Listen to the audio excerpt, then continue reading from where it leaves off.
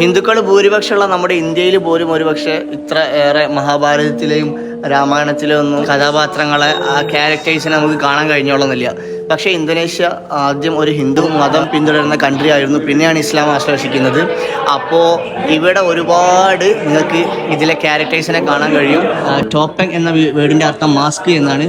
മഹാഭാരതയിലെ മാസ്കുകൾ എന്ന് പറഞ്ഞാൽ മഹാഭാരതയിലുള്ള അവരുടെ ക്യാരക്ടേഴ്സിനെ അവർ കൊടുത്തിട്ടുണ്ട്.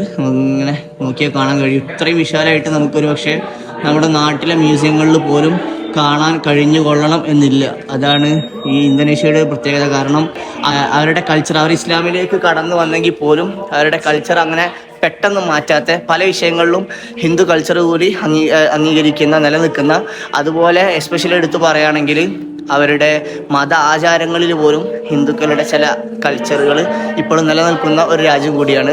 അപ്പോൾ അതുകൊണ്ടാണ് ഇത്രയേറെ ക്യാരക്ടേഴ്സിനെ നമുക്ക് ഇവിടെ